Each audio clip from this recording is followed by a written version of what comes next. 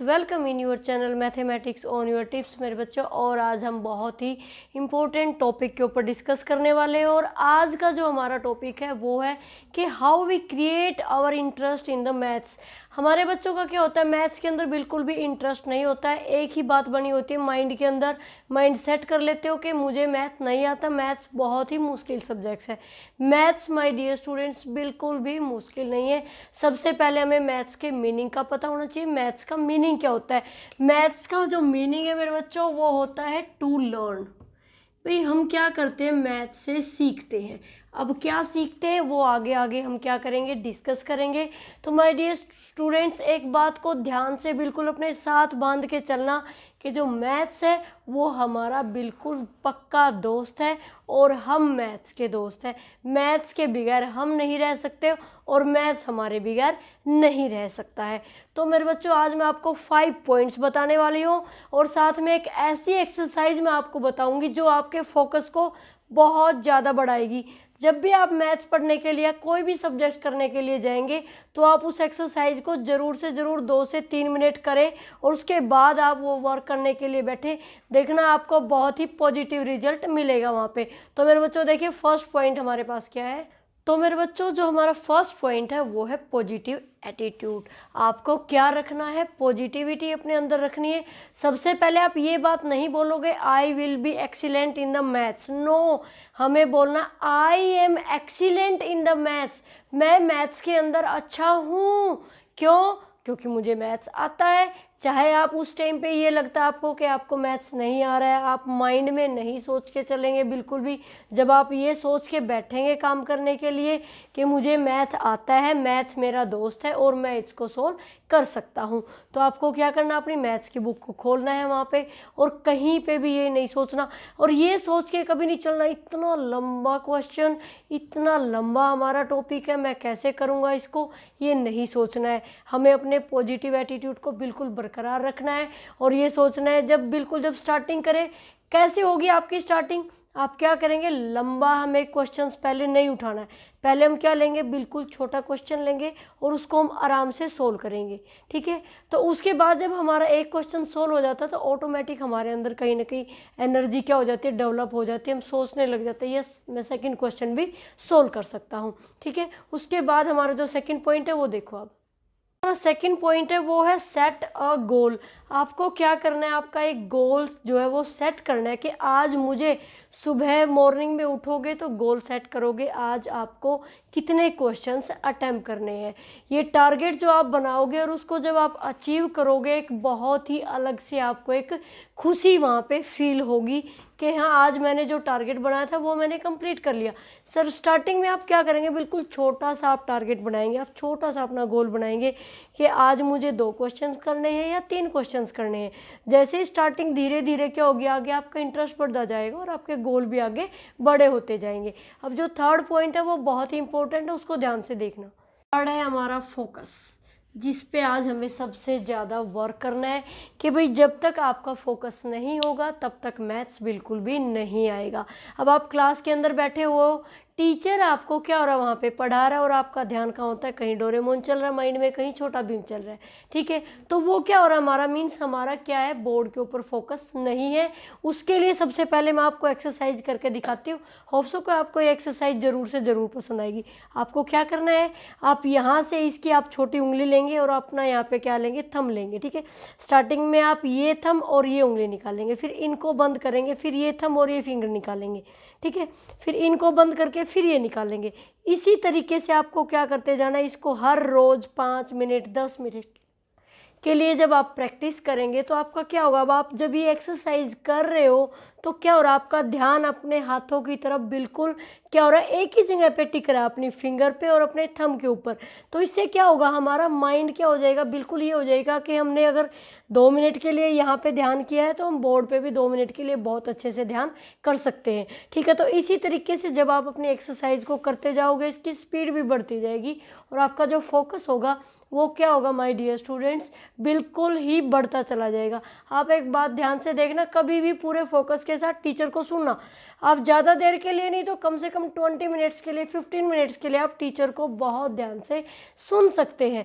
जब आप अपने टीचर को ध्यान से सुनोगे और उन्हीं क्वेश्चंस को घर जाने के बाद जब सोल्व करोगे तो ये मैं 100% गारंटी देती हूँ आप उन क्वेश्चंस को बहुत ही ईजिली वहाँ पे सोल्व कर सकते हैं। तो फोकस हुआ मेरे बच्चों यहाँ पे कंप्लीट। अब हम 4th पॉइंट पे चलते हैं कि 4th जो पॉइंट है, जब हमारा फोकस वहाँ पे हमारा इंक्रीज हो जाता है, जब हम अपना इंटरेस्ट बनाना स्टार्ट कर देते हैं मैथ्स के अंदर, तब हमें क्या करना है, तब हमें करना है मेक आवर ओन नोट्स। आप अपने खुद के क्या करेंगे, नोट्स प्रिपेयर करेंगे।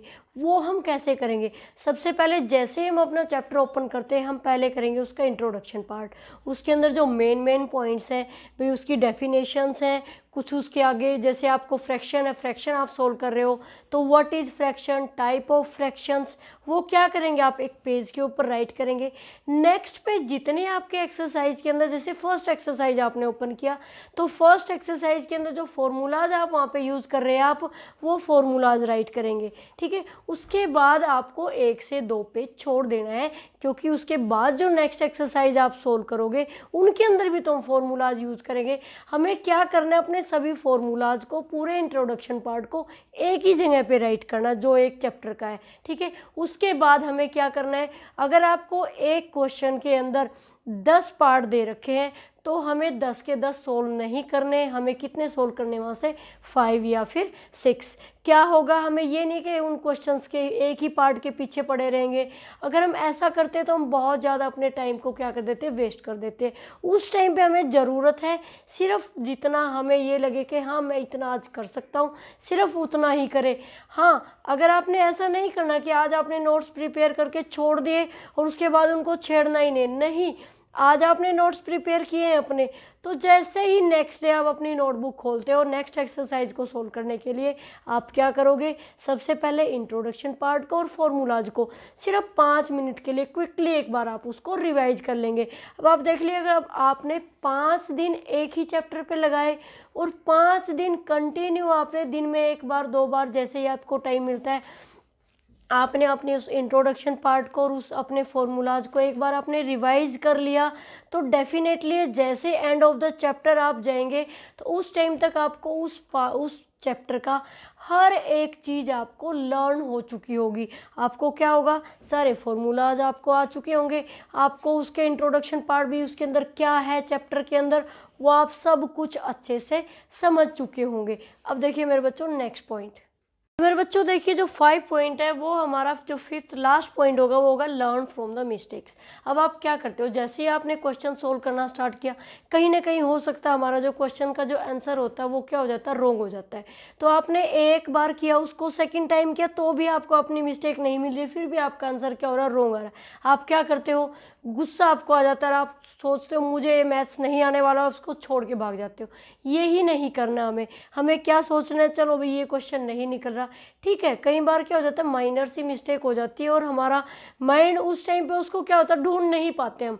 हमें क्या करना है, उसको 5 मिनट के लिए होल्ड पे रख दें और उसी से सिमिलर आप सेकंड क्वेश्चन वहाँ पे सोल्व करना स्टार्ट करेंगे। और जैसे ही मेरे बच्चों आप वहाँ पे सेकंड क्वेश्चन जब आप अपना सोल्व करेंगे तो कहीं ना कहीं हो सकता है उसका आंसर बिल्कुल राइट आए, तो उससे रिलेटेड जो फर्स्ट क्वेश्चन में हमारी मिस्टेक होगी वो हमें पता चल जाती है, हमारी कैलकुलेशन में हुई थी या कहीं हमने फॉर्मूला रॉन्ग अप्लाई कर दिया था। तो ये तो वाकई आपको अपने मिस्टेक से क्या है, आपको सीखना है। हमें कभी भी मैथ्स को फोबिया नहीं मानना है। मैथ्स का फोबिया आपको कई बार होता है कि हे भगवान मैथ्स क्या चीज़ है, इसकी आत्मा हमें हमेशा सताती ही रहती है। हमें ऐसा नहीं सोचना, बहुत ही इंटरेस्टिंग सा टॉपिक है। अगर आप इसके अंदर इंटरेस्ट क्रिएट करके चलोगे ना मेरे बच्चों, लाइफ में मैथ्स कभी भी नहीं भूल पाओगे। और जो मैंने आपको एक्सरसाइज बताई है इसको बिल्कुल भी नहीं छोड़ना है। उसके बाद मैं आपको एक बात बताती हूँ, जैसे ही आपने अपना काम कर लिया उसके बाद हमें क्या करना होता है, रिवीजन करनी होती है। और जब माय डियर स्टूडेंट्स आप रिवीजन स्टार्ट करोगे, आपने चैप्टर पूरा कर दिया है, ठीक है, हो सकता है आपके 5 चैप्टर कंप्लीट हो गए, 6 चैप्टर आप कंप्लीट कर चुके हो, और फिर आ जाते हैं आपके एग्जाम्स, और आपको एग्जाम के टाइम फिर से आप क्या करने की कोशिश करते हो, अब हमें करनी है रिवीजन। अब जब आप रिवीजन करना स्टार्ट करते हो वहाँ पे, तो आप क्या करते हो, बुक उठाओगे, साथ में अपनी नोटबुक उठाओगे। तब हमें क्या करना है, सबसे पहले इंट्रोडक्शन पार्ट और फॉर्मूलाज दोनों को वहाँ पे रिवाइज कर लेना है। उसके बाद आपको क्या करना है, छोटे क्वेश्चंस नहीं छेड़ने हैं, पहले हम क्या करेंगे, बड़े क्वेश्चन से चलेंगे, ठीक है, क्योंकि आप उसको पहले से अच्छे से कर चुके हो। उससे क्या होगा, आपका टाइम जो वो कम लगेगा।